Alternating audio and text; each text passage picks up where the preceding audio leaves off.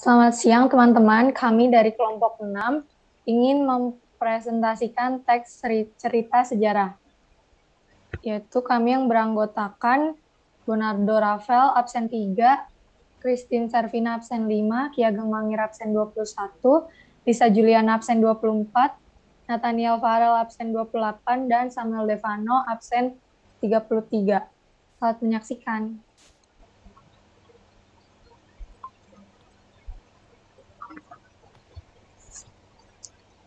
Yang pertama, teks cerita sejarah. Menurut Kamus Besar Bahasa Indonesia, sejarah adalah kejadian atau peristiwa yang benar-benar terjadi pada masa lalu. Maka dari itu, teks sejarah adalah teks yang menjelaskan fakta-fakta dari kejadian masa lalu, yang menjadi latar belakang terjadinya peristiwa bersejarah. Dalam teks cerita sejarah, ada beberapa unsur fakta seperti tokoh, waktu, nama tempat, dan peristiwa sejarah. Teks cerita sejarah mengandung unsur rekaan seperti mitos, asal-usul negeri, dan mitos alegori. Lalu ciri-ciri teks cerita sejarah. Yang pertama menampilkan latar masa lalu. Yang kedua disajikan secara kronologis. Yang ketiga berbentuk teks cerita ulang. Yang keempat sering menggunakan konjungsi temporal. Dan yang kelima isinya dapat berupa fakta, dapat berupa fiksi dengan latar cerita berupa fakta.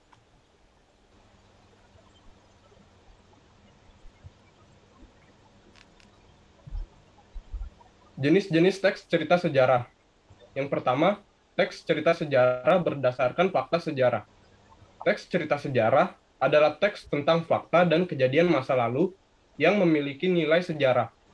Teks sejarah ini disertai unsur-unsur sastra dalam bentuk penjelasan dan pendeskripsian secara runtut suatu peristiwa. Contohnya, biografi, cerita perjalanan, dan catatan sejarah. Yang kedua, teks cerita sejarah fiksi. Teks cerita sejarah fiksi merupakan cerita fiksi yang mengambil latar peristiwa masa lalu. Tokoh dalam cerita bersifat fiktif, sedangkan latar dan waktu peristiwa yang dipakai berupa fakta. Peristiwa sejarah masa lalu disampaikan dalam sebuah cerita fiksi dengan tokoh dan cerita imajinatif. Contohnya, novel cerpen dan legenda.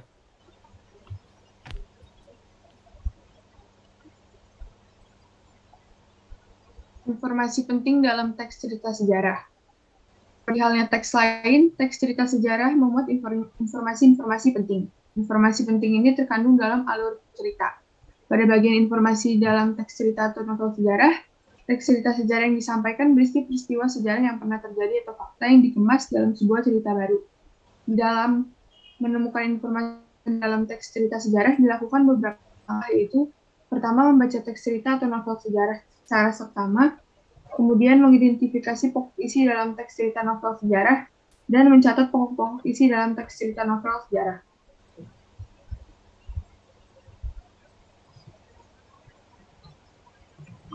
Unsur pembangun teks cerita sejarah. Ada dua, yaitu unsur intrinsik dan ekstrinsik. Unsur intrinsik adalah unsur-unsur yang secara langsung membangun sebuah teks cerita sejarah. Paduan antara unsur inilah yang membuat cerita sejarah berwujud. Unsur intrinsik dalam teks novel cerita sejarah ada tema, yang merupakan ide pokok sebuah cerita, kemudian ada alur atau plot, yang merupakan serangkaian peristiwa yang mempunyai hubungan sebab akibat, kemudian ada penokohan, yaitu pelukisan gambaran yang jelas tentang seseorang dalam sebuah cerita, kemudian ada sudut pandang, yang merupakan salah satu unsur yang digolongkan sebagai sarana cerita. Sudut pandang adalah cara atau pandangan yang digunakan pengarang sebagai sarana untuk menyajikan tindakan dan berbagai peristiwa yang membentuk cerita. Kemudian ada latar, yang merupakan pijakan dalam teks cerita sejarah. Latar dalam novel sejarah berupa tempat, waktu, suasana, dan lingkungan sosial budaya. Kemudian ada amanat, yang merupakan sesuatu yang ingin disampaikan pengarang kepada pembaca. Amanat dalam novel sejarah biasanya disampaikan secara implisit. Kemudian ada unsur ekstrinsik. Unsur ekstrinsik adalah unsur yang berada di luar teks cerita sejarah. Akan tetapi, unsur ekstrinsik tersebut tidak secara langsung mempengaruhi bagian atau sistem organisme dalam teks cerita sejarah. Unsur ekstrinsik cerita sejarah ada rekaman kebesaran, ketinggian, dan kegemilangan pemerintah. Selanjutnya ada dari segi corak penceritaan, kemudian ada unsur keagamaan yang biasanya cerita sejarahnya mengangkut unsur keagamaan yang kuat. Kemudian ada unsur politik, unsur ekonomi, dan unsur sosial.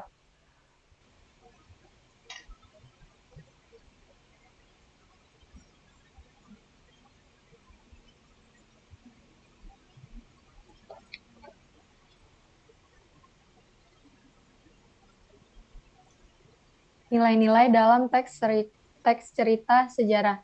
Cerita sejarah menceritakan kehidupan pada masa lampau, baik berhubungan dengan peristiwa sejarah maupun berlatar waktu sejarah.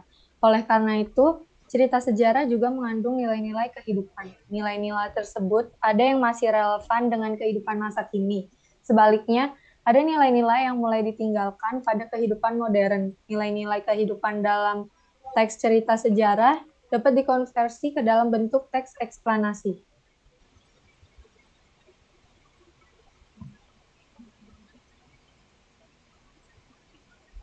Nilai-nilai dalam teks cerita sejarah dapat ditentukan dengan langkah berikut. Yang pertama, membaca cerita dalam teks cerita sejarah dengan saksama. Yang kedua, menelaah perbuatan tokoh dalam cerita. Yang ketiga, menemukan nilai yang terkandung dalam cerita. Lalu yang keempat, menyimpulkan nilai yang terkandung dalam cerita dengan bahasa sendiri. Lalu ada nilai-nilai yang terkandung dalam teks cerita sejarah sebagai berikut. Yang A ada nilai moral yaitu nilai yang berkaitan dengan ajaran baik dan buruk. Lalu ada nilai religius, nilai yang berkaitan dengan hubungan manusia dengan Tuhan. Setelah itu ada nilai budaya, atau nilai yang berhubungan dengan kesenian, adat istiadat, kepercayaan, dan upacara adat. Yang terakhir ada nilai sosial, yaitu nilai yang berkaitan dengan tata pergaulan individu dalam masyarakat. Nah, yang ketiga itu ada keterkaitan nilai teks cerita sejarah dengan kehidupan masa kini. Nilai-nilai kehidupan manusia tidak banyak berubah sejak dulu. Nilai-nilai yang ada dalam teks sejarah mungkin masih mempunyai hubungan dengan nilai kehidupan pada masa kini. Nilai-nilai dalam teks sejarah mempunyai relevansi dengan perkembangan zaman.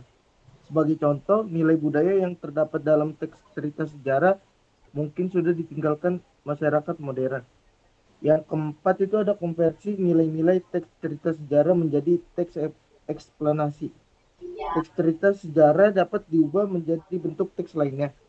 Kegiatan mengubah teks ke bentuk teks lain disebut konversi. Dalam Kamus Besar Bahasa Indonesia, konversi berarti perubahan dari satu bentuk ke bentuk yang lain. Jadi mengkonversi teks merupakan kegiatan mengubah satu teks ke dalam bentuk atau jenis teks lain. Kegiatan mengkonversi dilakukan tanpa mengubah isi pokok teks. Yang terakhir ada teks eksplanasi. Teks eksplanasi adalah teks yang bertujuan untuk menjelaskan fenomena alam dan fenomena sosial.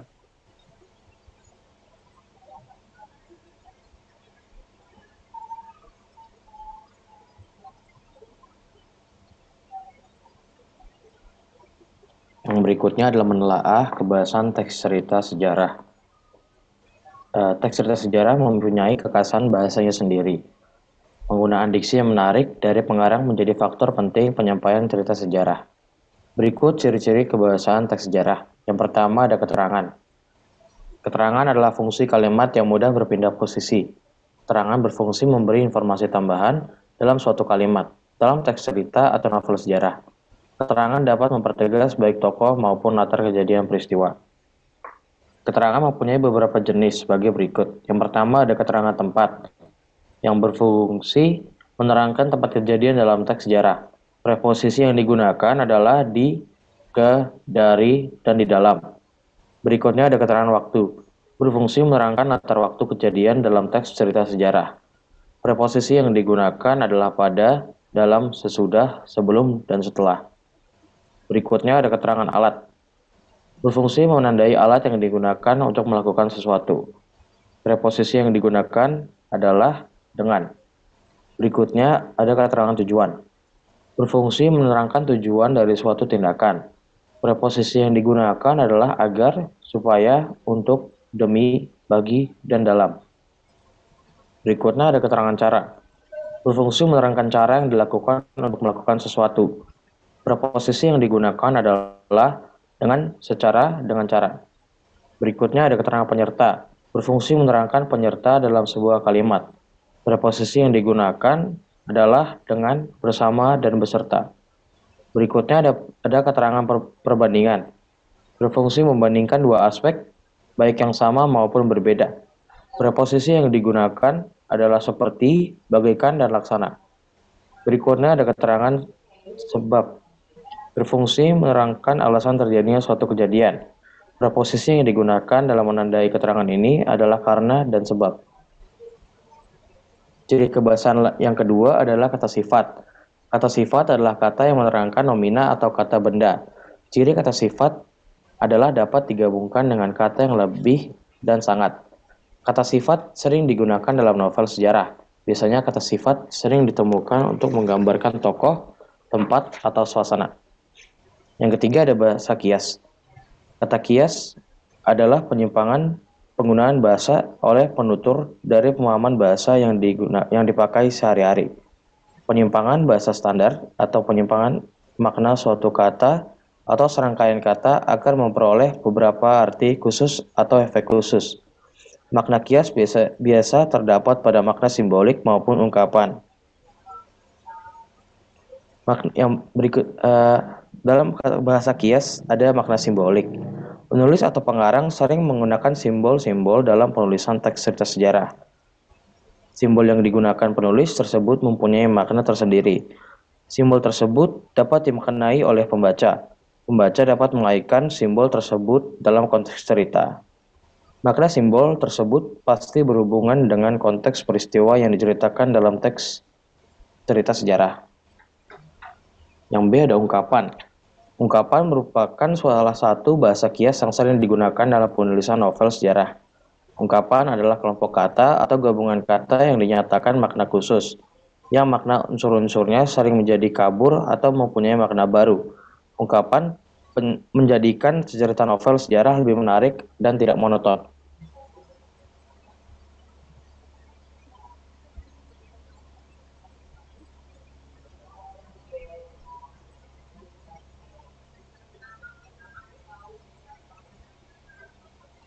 Selanjutnya, menyusun teks sejarah pribadi. Saat membuat teks sejarah pribadi, pengarang harus berpijak pada fakta sejarah. Imajinasi pengarang dalam teks cerita sejarah juga sangat penting. Pengarang harus melakukan riset mengenai keadaan masyarakat, sosial, budaya, dan latar pada masa peristiwa sejarah yang diangkat. Yang pertama dengan membuat teks cerita sejarah pribadi. Teks sejarah ditulis oleh sejarawan, pujangga pada zaman kerajaan atau masyarakat awam. Cerita sejarah dapat berkembang secara lisan, secara temurun-temurun. Cerita-cerita tersebut sangat menarik untuk diangkat menjadi teks cerita sejarah. Selanjutnya, informasi yang digunakan dalam teks cerita sejarah, salah satunya dapat dikumpulkan melalui wawancara. Wawancara merupakan salah satu cara untuk membuat teks cerita sejarah. Wawancara berguna menggali fakta sejarah masa lalu. Fakta sejarah dapat dijadikan landasan dalam penulisan teks cerita sejarah. Yang kedua, menyunting teks cerita sejarah. Setelah menyusun teks cerita sejarah, kita dapat melakukan kegiatan penyuntingan teks cerita sejarah. Kegiatan penyuntingan berkaitan dengan ejaan, diksi, dan struktur kalimat.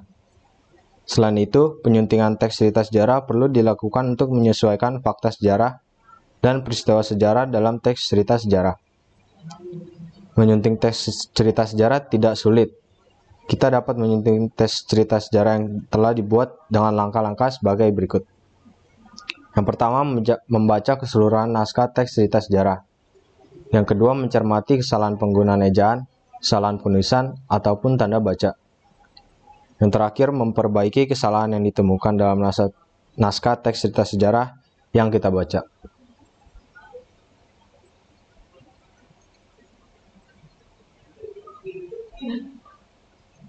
Sekian presentasi dari kelompok kami. Apakah ada yang ingin bertanya?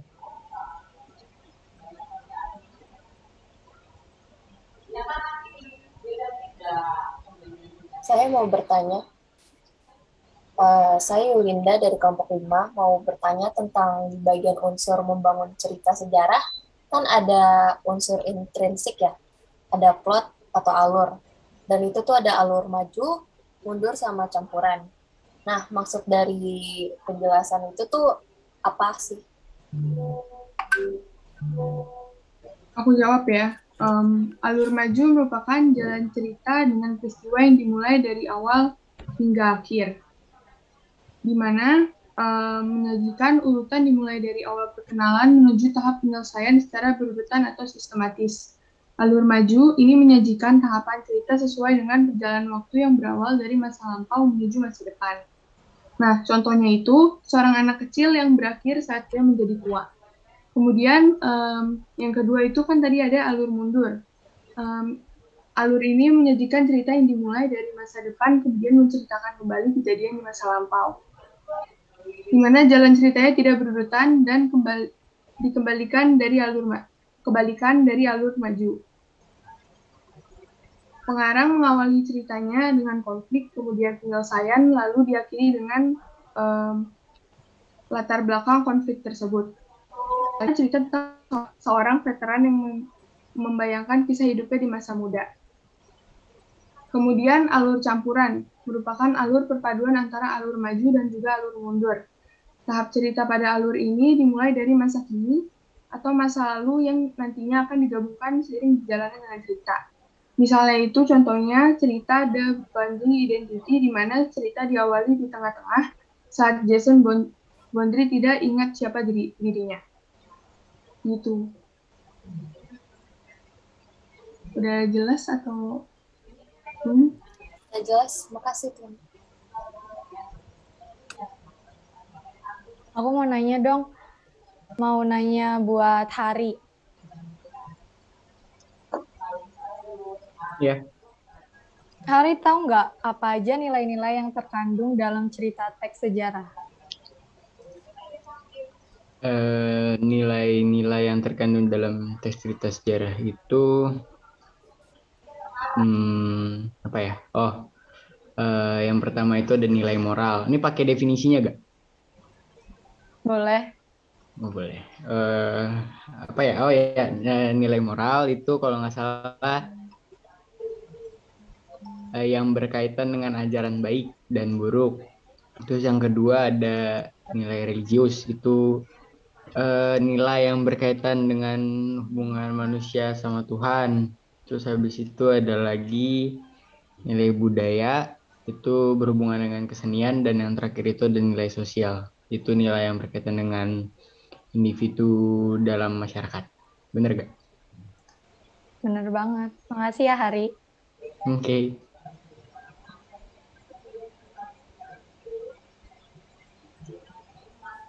Saya mau nanya dong. Saya Daniela Ratna dari kelompok 5 mau nanya.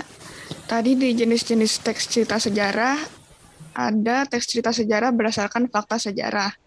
Nah, unsur-unsur sastra di teks cerita sejarah berdasarkan fakta sejarah itu apa aja? Ya, saya akan menjawab pertanyaannya. Jadi teks sejarah disertai unsur-unsur sastra seperti dialog yang membuat cerita tersebut makin menarik dibaca. Contoh dari dialognya yaitu dialog antara Jenderal Terauchi memanggil I.R. Soekarno ketika keadaan Jepang semakin memburuk. Dialognya yaitu Jenderal Terauchi bertanya, "Ada acara penting dan dimohon Bapak berkenan hadir di acara tersebut di Dalat, Vietnam. Apa Bapak sanggup?" Lalu I.R. Soekarno menjawab, "Insya Allah, saya sanggup. Tapi apa saya boleh mengajak anak buah saya?" Lalu Jenderal Terauchi menjawab, "Oh, pasti boleh." Lalu I.R. Soekarno membalas, "Arigato." Dan Jenderal Terauchi menjawab, "Oke, baiklah." Apakah sudah jelas, Daniel? Udah jelas, makasih. Baik.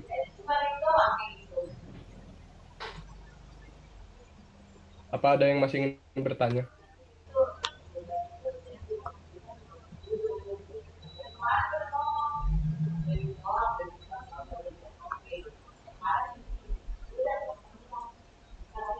Oke, kalau udah nggak ada lagi yang nanya, sekian presentasi dari kelompok kami. Mohon maaf bila ada salah kata. Terima kasih.